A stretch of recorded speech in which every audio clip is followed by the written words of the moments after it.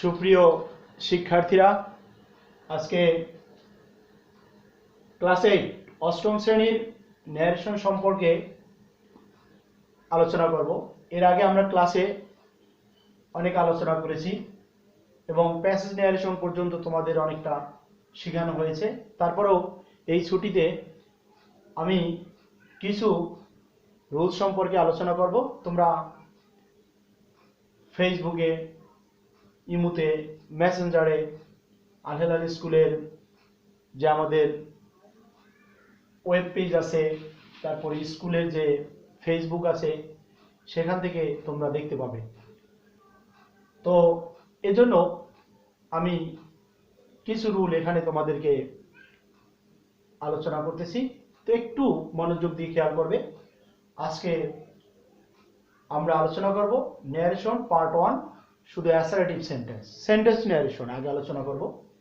সেক্ষেত্রে একটু খেয়াল করো, ন্যারেশনের ক্ষেত্রটা ছিল আমাদের অনেকগুলো রুলের মাধ্যমে, কিন্তু আজকে একটি ব্যতিক্রমধর্মী ক্লাস এবং একটু মনোযোগ দিলেই বুঝতে পারবে একটা নিয়মে সবগুলো ন্যারেশন আমরা শিখব।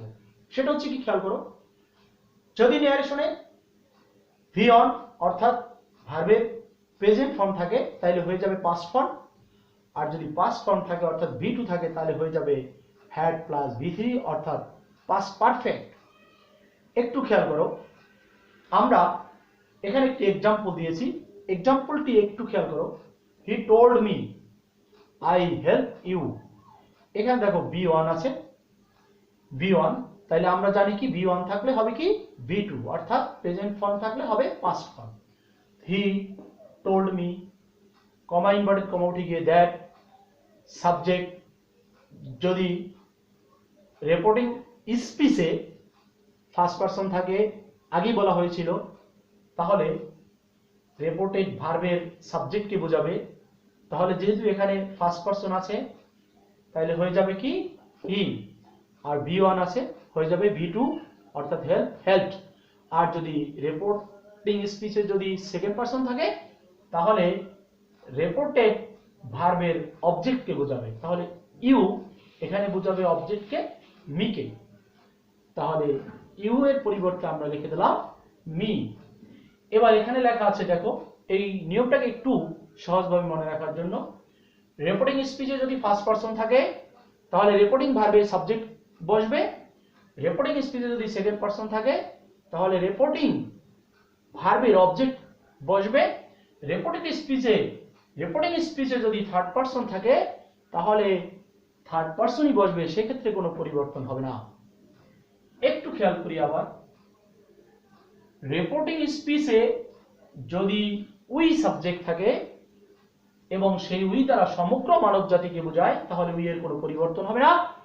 আর যদি স্বল্প সংখ্যক ব্যক্তিকে বোঝায়, বস্তুকে বোঝায়, কিছু মানব জাতিকে বোঝায় তাহলে সেক্ষেত্রে দে বসবে। কয়েকজন ব্যক্তিকে বোঝালে তাদের পরিবর্তে দে বসবে। তবে মনে রাখতে হবে, সমগ্র মানব জাতকে বোঝালে উই বসবে, পরিবর্তন হবে না।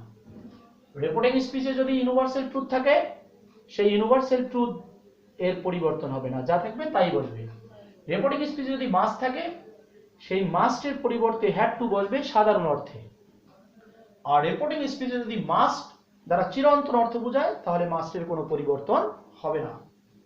অ্যাগেন এখানে আরো কতগুলো এক্সাম্পল দেওয়া আছে, খেয়াল করো, he told me you can help me. এখানে লেখা আছে, দেখো এখানে সাবজেক্টে আছে কি সেকেন্ড পারসন। আমরা জানি সেকেন্ড পারসন যদি থাকে, এখানে খেয়াল করো সেকেন্ড পারসন থাকলে রিপোর্টেড ভার্বের অবজেক্ট বসবে। তাহলে এখানে আছে কি সেকেন্ড পারসন, তাহলে অবজেক্ট কি মি এর সাবজেক্ট ফর্ম কি আই, বসালাম আই। এবার দেখো এখানে চলে যায়, ভার্বের 1 নাম্বার থাকলে 2 নাম্বার হবে, ক্যান 1 নাম্বার ফর্ম হয়ে যাবে কি কুড। হেল্প আছে, হেল্প থাকবে। আর এখানে দেখো রিপোর্টিং স্পিচে ফার্স্ট পারসন থাকলে সাবজেক্টকে বোঝাবে, এখানে সাবজেক্ট আছে কি হি এর যেহেতু এখানে অবজেক্ট ফর্ম সুতরাং হয়ে যাবে object form him. Again he told her you must go, you second person, তাহলে অবজেক্ট কি বোঝাবে, তাহলে এই ইউ দ্বারা অবজেক্ট কি বোঝাচ্ছে হারকে, হারের সাবজেক্ট ফর্ম কি শি, আর মাস্ট দ্বারা ইউনিভার্সাল বাধ্যবাধকতা বোঝায় নাই সাধারণ অর্থে, এজন্য মাস্টের পরিবর্তে হয়ে যাবে had to, he she had to go. আমরা এখানে এই বিষয়টা অনেক সুন্দর করে আলোচনা করলাম। আবার একটু রিপিট করি, খেয়াল করো। ন্যারেশন অ্যাসার্টিভ সেন্টেন্স, বিবৃতিমূলক বাক্যের ভি অন থাকলে ভি টু হবে, ভি টু থাকলে হ্যাড প্লাস ভি থ্রি হবে। আমরা কিন্তু আগে বলেছিলাম ন্যারেশনের অনেকগুলো রুল, যেমন প্রেজেন্ট ইনডেফিনিট থাকলে পাস্ট ইনডেফিনিট হবে, অর্থাৎ রিপোর্টিং স্পিচে যদি প্রেজেন্ট ইনডেফিনিট থাকে পাস্ট ইনডেফিনিট হবে, প্রেজেন্ট কন্টিনিউয়াস থাকলে পাস্ট কন্টিনিউয়াস হবে, প্রেজেন্ট পারফেক্ট থাকলে পাস্ট পারফেক্ট হবে, প্রেজেন্ট পারফেক্ট কন্টিনিউয়াস থাকলে পাস্ট পারফেক্ট কন্টিনিউয়াস হবে, আর পাস্ট ইনডেফিনিট থাকলে পাস্ট পারফেক্ট হবে, পাস্ট কন্টিনিউয়াস থাকলে পাস্ট পারফেক্ট কন্টিনিউয়াস হবে, আর মডালগুলোর প্রেজেন্ট ফর্ম পাস্ট ফর্ম হবে, আর বাকি টেন্স এর কোনো পরিবর্তন হবে না। এখন এই সব যে নিয়মগুলো আমাদের বইতে আছে বা আমরা প্রথম প্রাথমিক পর্যায়ে যে পড়াইছি সেগুলো খেয়াল করো, সবগুলো এই রুলটার মধ্যে আছে। আমি একটু তোমাদেরকে এলিভেটলি বোঝানোর চেষ্টা করি, খেয়াল করো। আমি একটু মুছে দেই, এটা দেওয়ার পরে একটু আলোচনা করি, তাহলে তোমরা বুঝতে পারবা যে কি বিষয়টা কি হয়েছিল। আমরা বইতে অথবা আমরা ক্লাসে যখন পড়াইছিলাম তখন বলেছিলাম কি, দেখো রিপোর্টিং স্পিচ সবসময় পরিবর্তন হয়, রিপোর্টিং স্পিচ, এবং এরকম বলা ছিল reporting speech if it is present indefinite, if it is present indefinite, খেয়াল করো, present indefinite it will be past indefinite, it will be past indefinite. If it is present continuous, it will be past continuous. If it is present perfect, it will be past perfect. If it is present perfect continuous, it will be past perfect continuous. If it is past indefinite, it will be past perfect. If it is past continuous,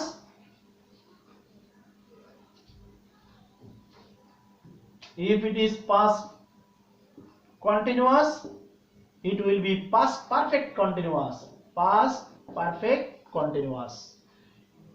এই যে রুলগুলো আমাদের সবগুলো এখানে আছে, খেয়াল করি আমরা একটু একটা রুল দিয়ে সবগুলো ন্যারেশন একসাথে মনে রাখার অভিনব কৌশল। খেয়াল করো, প্রেজেন্ট ইনডেফিনিট টেন্সে থাকে ভি1 হয়ে যাবে কি পাস্ট ইনডেফিনিট ভি2 আমাদের নিয়মে। প্রেজেন্ট কন্টিনিউয়াসে থাকে am, is, are, তাহলে হয়ে যাবে কি 2 নম্বর ফর্ম। am is are এর কি was were। একটু খেয়াল করো, মজার ব্যাপার। আচ্ছা, এরপরে প্রেজেন্ট পারফেক্টে থাকে হ্যাভ অথবা হ্যাজ, হয়ে যাবে কি 2 নম্বর ফর্ম হ্যাভ হ্যাজ এর হ্যাড।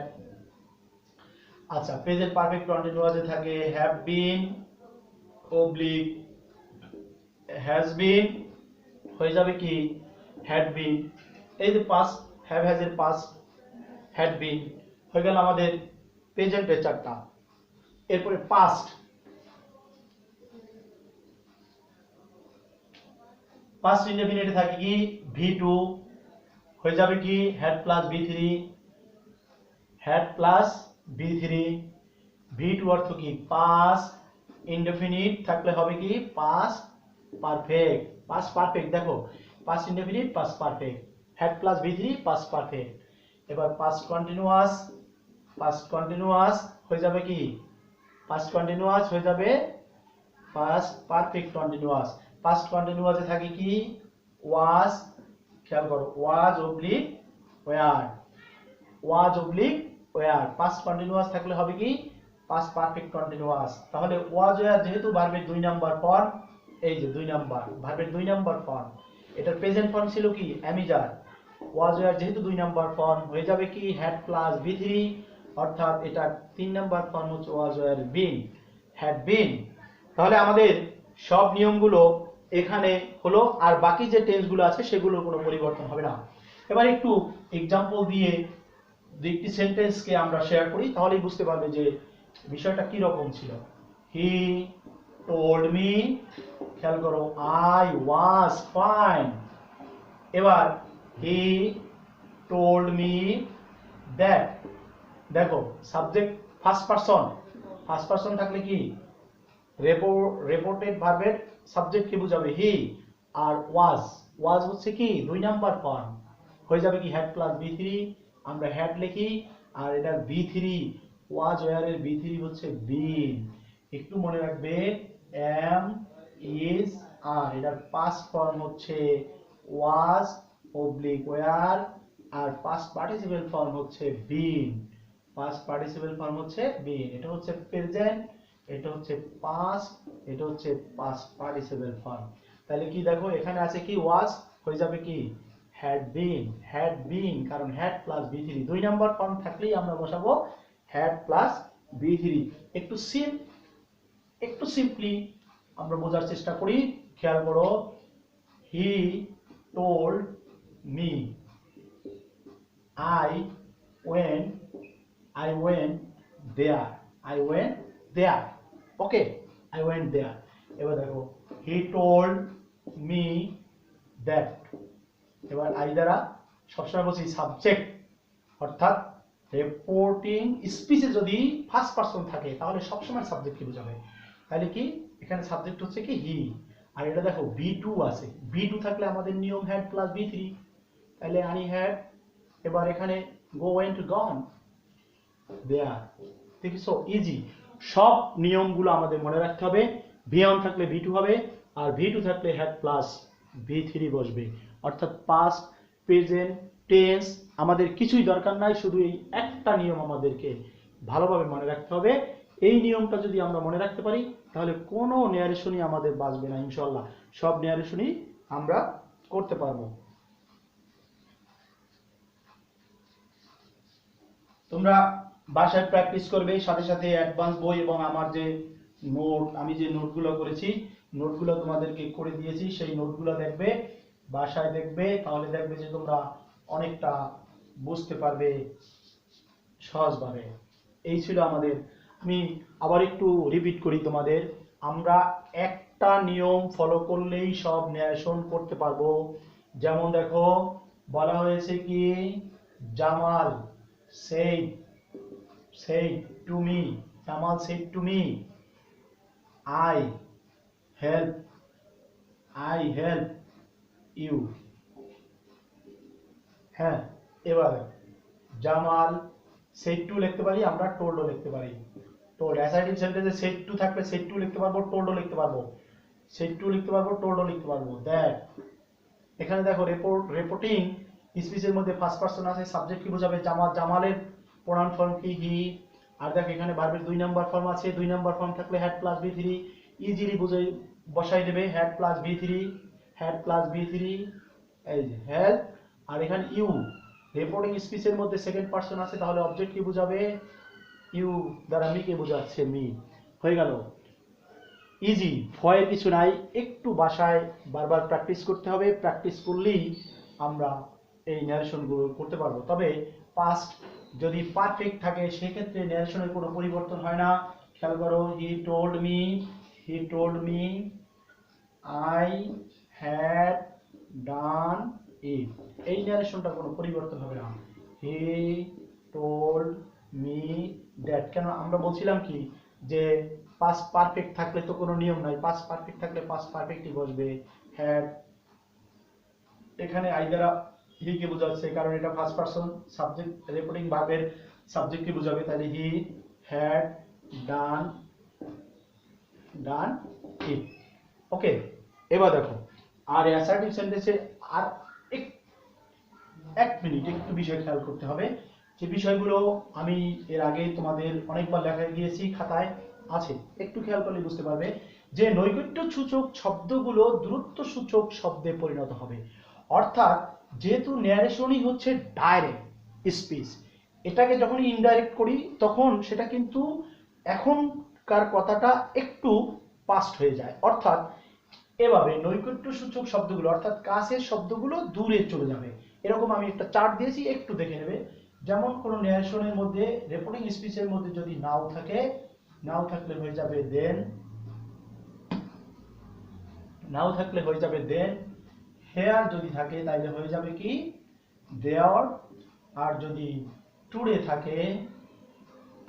থাকে তাহলে হয়ে যাবে দ্যাট ডে,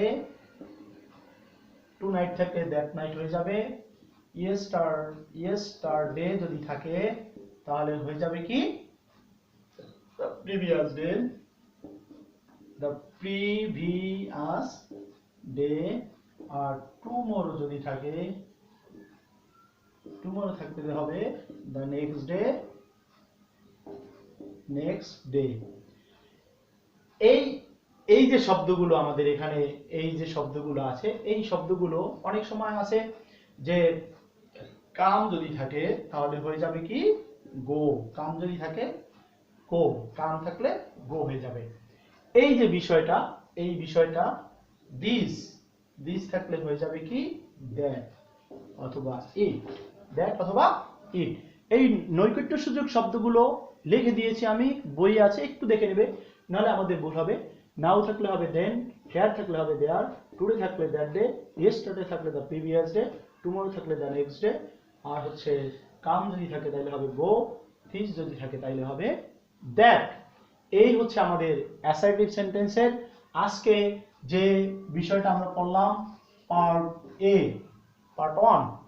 আগামী ক্লাসে আমরা পার্ট 2, সেখানে ইন্টারোগেটিভ, তারপর হচ্ছে অপটেটিভ, এক্সক্লেমেটরি, আর হচ্ছে এই যে বিষয়গুলো আমরা পার্ট 2-তে আলোচনা করব। তো সবাইকে আজকের ক্লাসটি শেয়ার করবে তোমরা বন্ধুদের মধ্যে। আব্বু আম্মুর ফেসবুক থাকলে সেখানে শেয়ার করবে। মাঝে মধ্যে এটাকে দেখবে, অন্তত 5-7 মিনিট দেখে তারপরে নিজে নিজে কতগুলো এক্সারসাইজ তারপরে চেষ্টা করবে তুমি এগুলো করার জন্য। কিভাবে করতে পারবে, না পারলে আমার নাম্বার আছে, ফোন নাম্বার আছে, ফোন নাম্বারে ফোন করবে। আশা করি সবাই করতে পারবে ইনশাআল্লাহ। পরবর্তী ক্লাসে আবার এটাকে আমি প্রথমে 2-4 মিনিট এই ক্লাসটাকে রিপিট করব, তারপরে আমরা আবার নতুন পার্ট 2 অর্থাৎ অন্য সেন্টেন্সগুলোতে আমরা চলে যাব। আজকে সবাইকে এই পর্যন্তই। ধন্যবাদ। সুস্থ থাকো সবাই, বাসায় থাকবে, সবসময় পরিষ্কার পরিচ্ছন্ন থাকবে। ধন্যবাদ।